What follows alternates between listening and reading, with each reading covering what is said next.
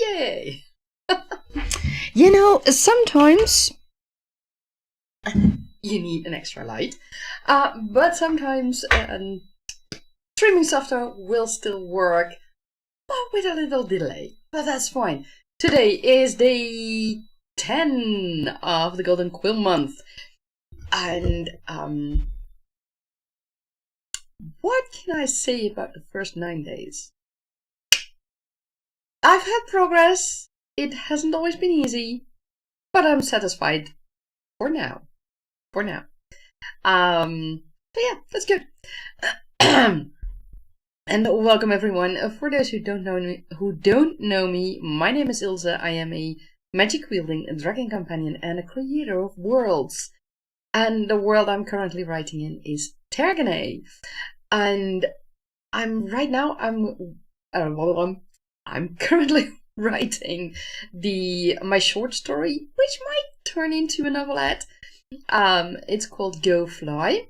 It takes place 10 years before the main story of the Tergane Chronicles. And it has 3 of the main characters that are main characters as well. Oh man, words are hard today, my apologies.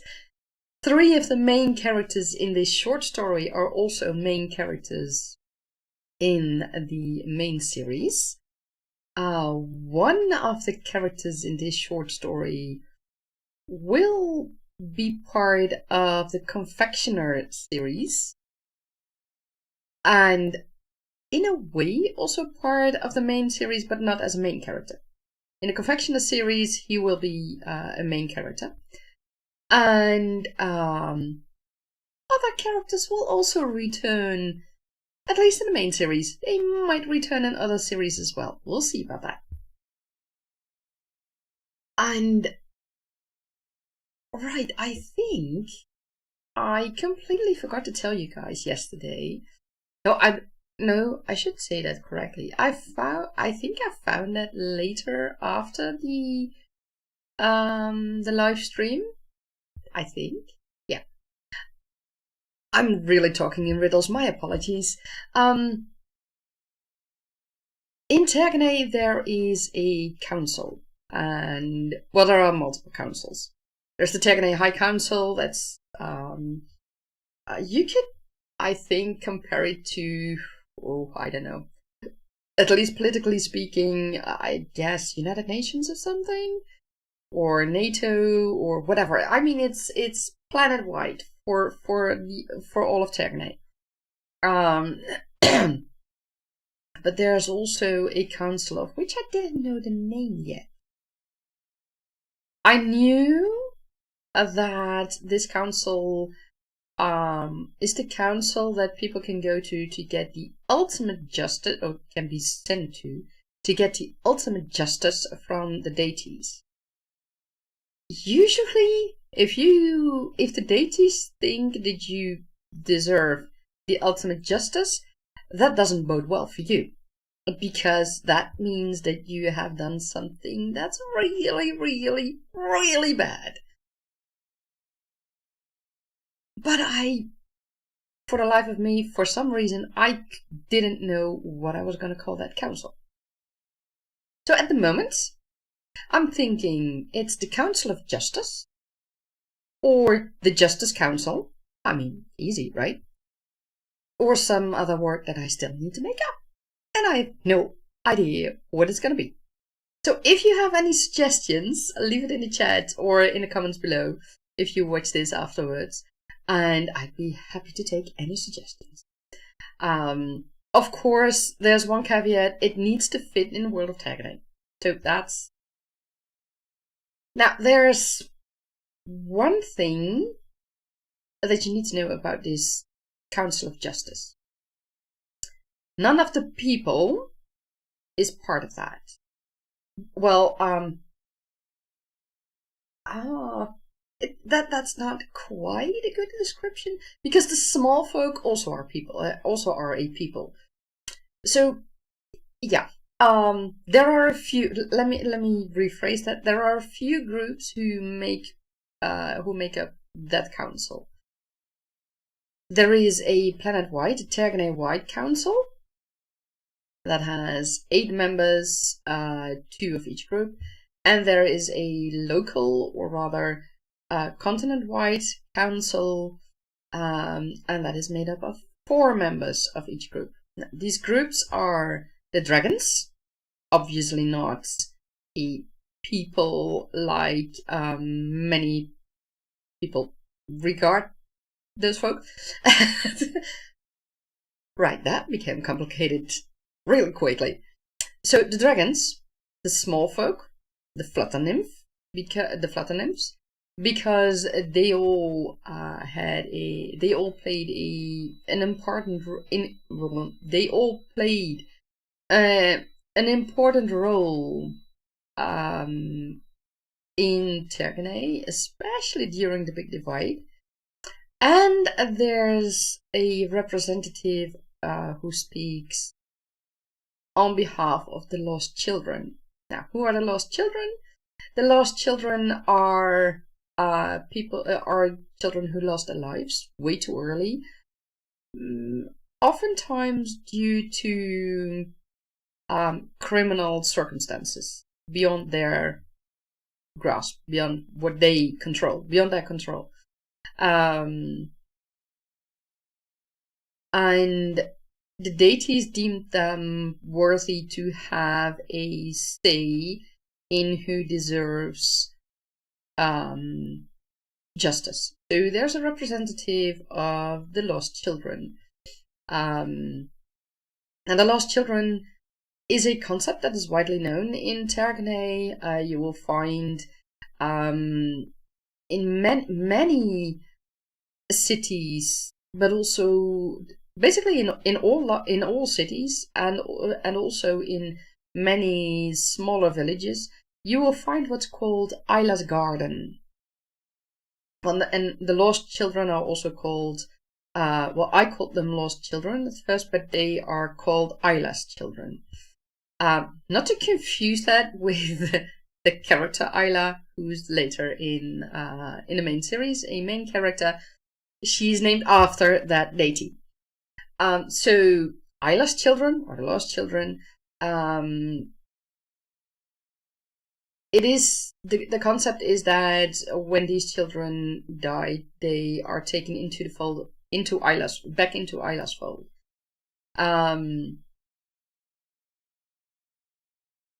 And like I said, in cities and in small villages, larger villages, but also really small settlements, you will often find Isla's Garden. And Isla's Garden is basically the place where these children are buried, or depending on their faith, they are buried, or their ashes are spread in that garden.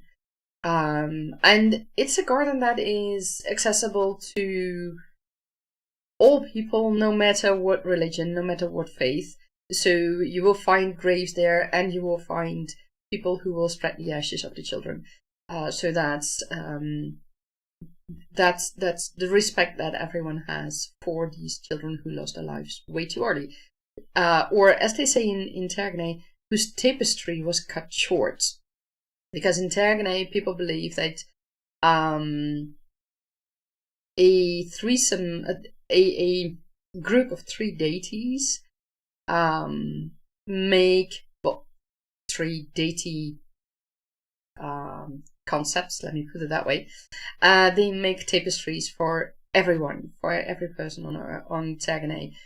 And the tapestry is what these deities expect your life to be. That can change, of course, depending on the decisions you make, and depending on decisions other people around you make that influence your life. So it's not a tapestry that's chiseled in stone. It can, like all tapestries, it can have wear and tear, but it can also be, it can change depending on what happens with the tapestry. So it's not, like I said, not chiseled in stone. So these children are found in those gardens, or they're their graves and their memorial tablets and stones are found there. So yeah, that's how that works. So they are represented in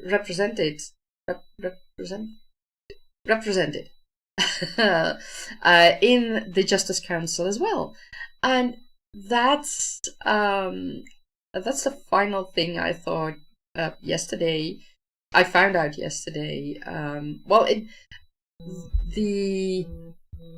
Oh, my apologies. I need to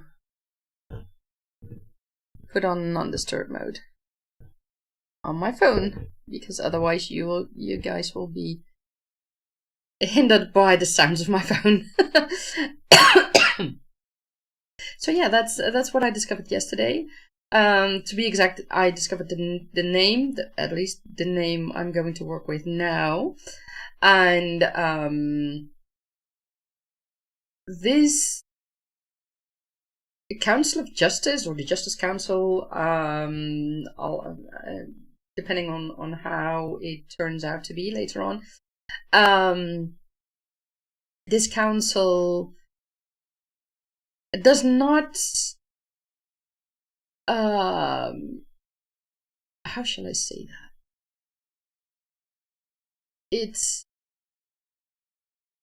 It does play a role unexpectedly in this short story. I can't tell you guys what it is exactly yet.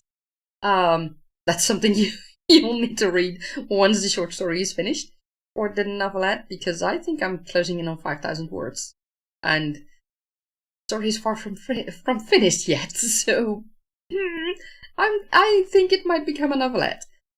Anyways, sometimes they may do things that the council, or rather the deities, influenced, or well, depending on what they hear from the council, the deities may decide to do something. So this council in this short story does have something to do, but what? I can't tell you guys. But yeah, that's it is really completely unexpected for everyone involved. And it is something the council and the deities usually don't do. It's very rare that they do this particular thing, or that they are involved with this particular thing. But sometimes the deities deem it necessary. So yeah, that's gonna happen in the future, and you guys can read it once the short story is completely finished. And with completely finished, I mean I've written my first draft. I've gone over a few revisions. I've let it read. I've asked a few people to read it for me to see if it really matches, etc. And once I feel that it is really ready, then I will add it to the newsletter. No sooner. So it's not going to be a first draft or something like that you will find by then. So enough chit chat about this little thing of Tergene. Let's get into our creative session of 1 hour, and I wish you all a lot of fun with it.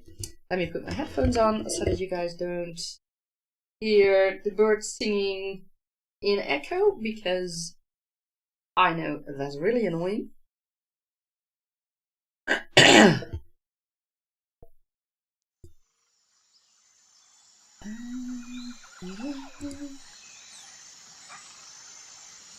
And here we go. Have fun.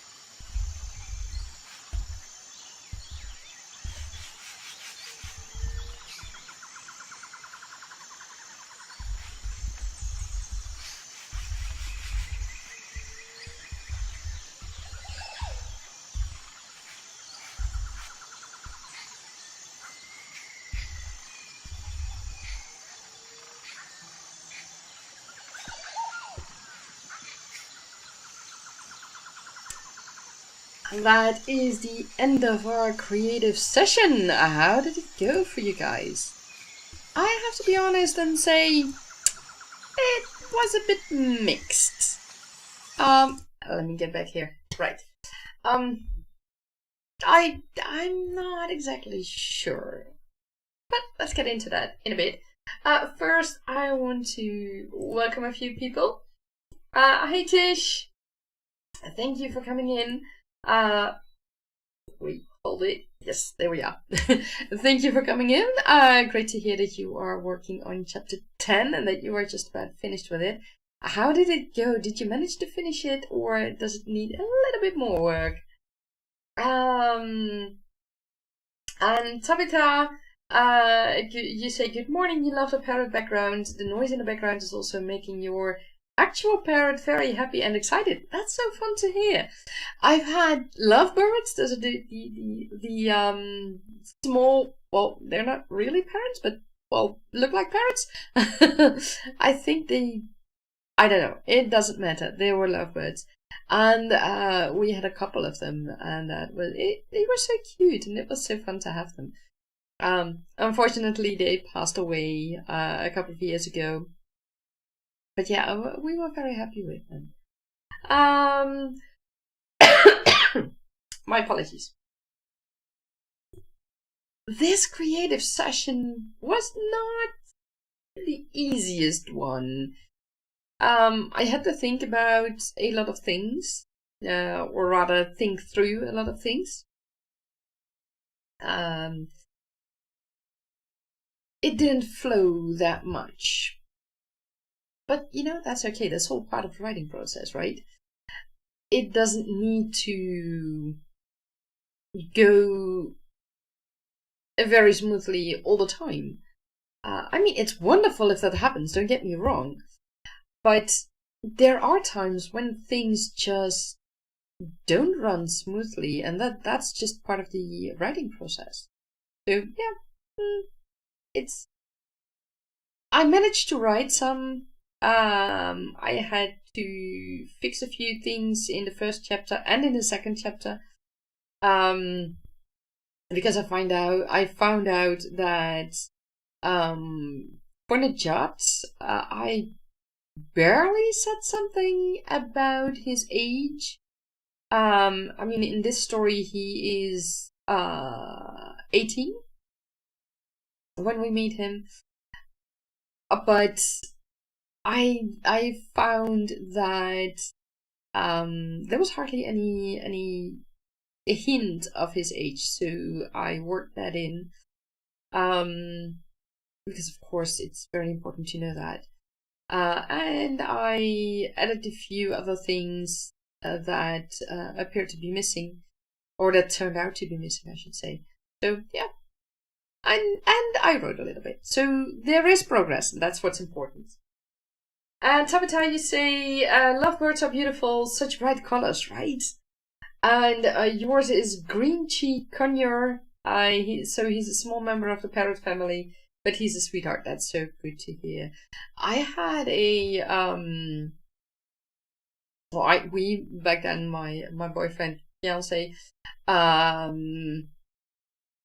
it was a green with red lovebird, who we called Mango, and also we had a nickname for him, and I just can't remember it right now. We had a lovebird who was light bluish, turquoise-ish, and she was called Kiwi, I think. Yeah, I think we called her Kiwi, and we bought them. They were sitting together in the at the pet store.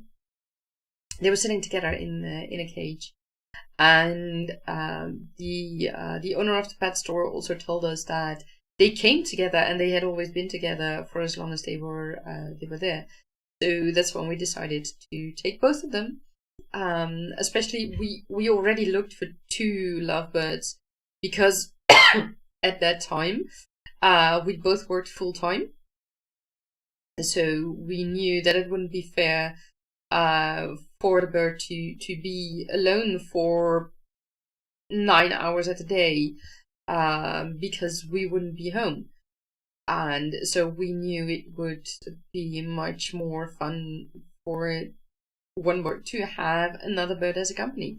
So that's why we decided from the get-go to have two lovebirds. It's also one of the reasons we didn't go for a dog or a cat back then. So yeah, that's the difference. And oh, I remember what we called Mango. We called him Aagje, and that's because he was very curious. And in Dutch, we say someone who's very curious and who exhibits that behavior. We also call them a nieuwsgierig Aagje. I have no idea how to translate Aagje, but nieuwsgierig is curious. So that's why he was called Aagje. So yeah, and it was fun, and they were not really afraid of us. So, and we had them in a large cage so that they also could fly around a bit, because we thought it wouldn't be fair to have them in a very small cage where they wouldn't have room to fly, especially because their wings weren't clipped. So we thought it was important for them to be able to fly. So yeah, that's what we did. Tabitha, you said you haven't written a word, refilling the well with reading and enjoying every second of it. Sorry to hear my session wasn't amazing though, but productivity ebbs and flows. Exactly. You know, for you, refilling the well with reading, that's excellent. That also needs to be done. And, you know, even though my session wasn't awesome, it's still progress, and that's what's important to me. I mean, I've had days where it flowed more smoothly. And well, today is just one of those days where I find I have a bit more trouble, but that's okay. That's all part of the writing process. And Tabitha, you also say you're learning to make peace with that as well. Excellent. That's the best way. Yeah, I mean, it's how shall I say that? Everyone has their own writing process, and you can't compare your own writing process with someone else's. And especially not, and that's one tip I would like to give all our audience members. Please do not compare yourself with well-established authors who have written, I don't know, dozens of books, and who have a writing process based on years and years of experience, because their process is very different from your process. And what you see in their published books is quite different from what you are writing, because oftentimes you're still writing your first draft, or maybe you're in revision, or you're writing, I don't know, your 5th version or whatever. It takes time to develop your story, and those well-known published authors have also gone through that process. They have had to edit their books multiple times before their book was published. So don't compare your writing process with them, because you're at a very different point in your writing career oftentimes. And also, additionally, what works for me in my writing process might not work for you in your writing process. I remember I watched a lecture from Brandon Sanderson. He's a very famous fantasy author, for those who don't know. And he gave advice on loads of things, But one of the very important things he said, and that's something I'll always remember, is what he just said. What works for him might not work for you. For example, I'm not someone who only outlines their books, but I'm also not someone who only does discovery writing. I have done discovery writing for a story, 100% discovery writing, I should say. I have done 100% outlining, and I found the middle ground for me is in the combination of both. If I look at Tegonite Chronicles, for example, I have a very short summary, just some keywords, key phrases of what's supposed to happen in certain chapters. If I need specific foreshadowing in a chapter, I will detail that. And for the rest, I'll just use it as a guideline instead of a hard line to follow. In this case, I need loads of foreshadowing because I have so much planned. So those are things that I will include, but for the rest, I give myself the freedom to deviate from it and to say, okay, it's not happening in this chapter, but it's happening in the next chapter because that works better. For example, one of the chapters I wrote for the main story, I originally had the idea that the two characters I started that chapter with would be outside the capital, in a field outside the capital of Soka and Bamboo. And I started writing the chapter, and they were smack dab in the middle of a very busy tavern. And I was like, yeah, I didn't have that in mind. And my characters were like, yeah, that's fine, but we need to eat. So, we're gonna eat, and we don't care what you do. So I adjusted, and eventually I brought them to a restaurant, but they were in the city, and instead of outside the city. And another character that was supposed to be something else became a famous merchant. I did not see that one coming. And I was just like, you know what? I will just go with the flow and see where it takes me. I hadn't planned on it, but for the moment it works. And it fits with the guideline I made for myself. So that's what's important for me. But other people might work completely different, and other authors might have a very fixed idea, and they can write with that fixed idea for how the character should develop and where the character should be, and etc. etc. And that's what works for that author. So yeah, that's the difference, and I can only advise everyone, published or non-published authors, to follow your own process, because that's what works for you. I mean, you can adjust if you hear tips from other authors of which you think that might work for me. Just try it out. Try to implement it in your writing process. And if it doesn't work, it doesn't work. I mean, there are people who say you have to write every day. No, you don't. If you can't find time to write every day, then that's not possible. It's as simple as that. But if you can find time to sit down for a few hours every weekend, then that is your writing routine. So make sure you have a writing process that works for you. And it doesn't have to work for anybody else. That doesn't matter. It has to work for you. And Tamatel, you say you used to think you wrote faulty outlines, but you're learning that you don't. Your outlines are really just, well, outlines. And they don't have to be exact, and there's no point changing that. Exactly. That's why I say I use my outlines more as a guideline.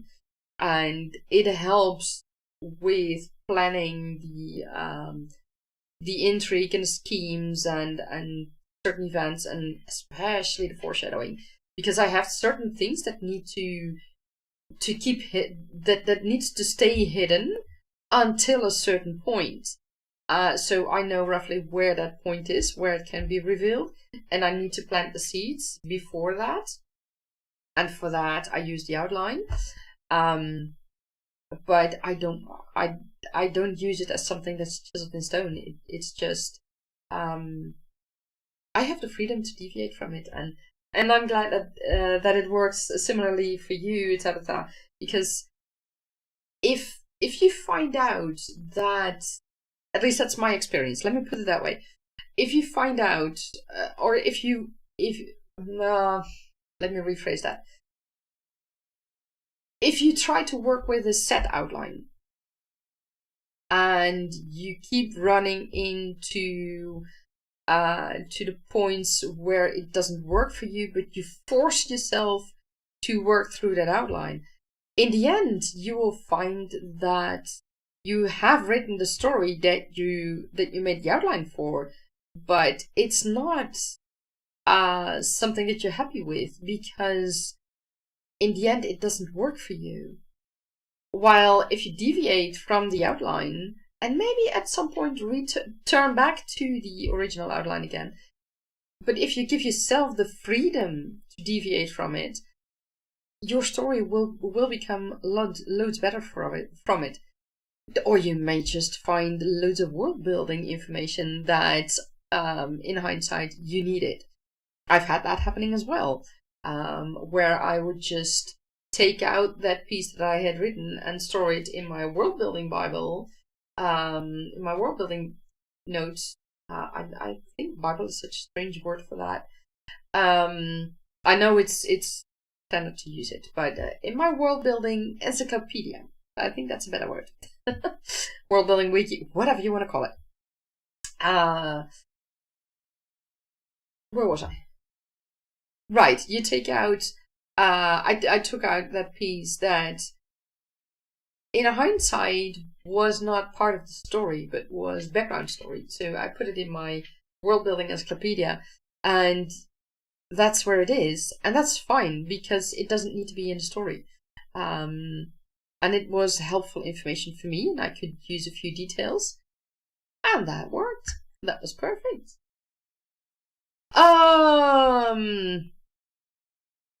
Yeah, that's it for me. Those are the tips I have for you. Tomorrow I will do another live stream. It is Monday today, so yeah, tomorrow I will do another live stream at 1:30 p.m. Central European Time. I just realized that I haven't posted, I haven't planned it in YouTube yet. But if you subscribe, then you will be notified of the live stream for tomorrow. And for now, I will send you all to Shannon Hudson, because I think, if I'm correct, she is live streaming right now. Let me check that for you guys. Yes, she is live streaming, and she does sessions of 60 minutes as well. So let me give you the link to her live stream, and I wish you all lots of fun with it. There it is.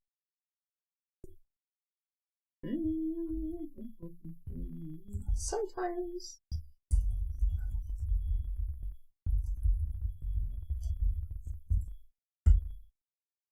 And my apologies, I totally forgot to give you all the link for Tish's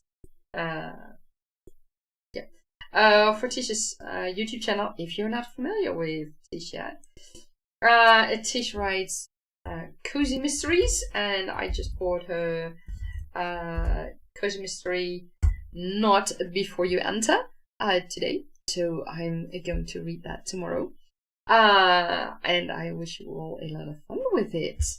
I hope you're having a wonderful weekend. No, it's Monday already. Okay, my brain is tired. Wording was hard today, and apparently keeping track of time is hard today as well. Okay, Well, I'll do with it what I can. So I wish you guys a wonderful Monday, and I hope you have a lot of fun with Shannon, with her 60 minutes sessions. Bye bye.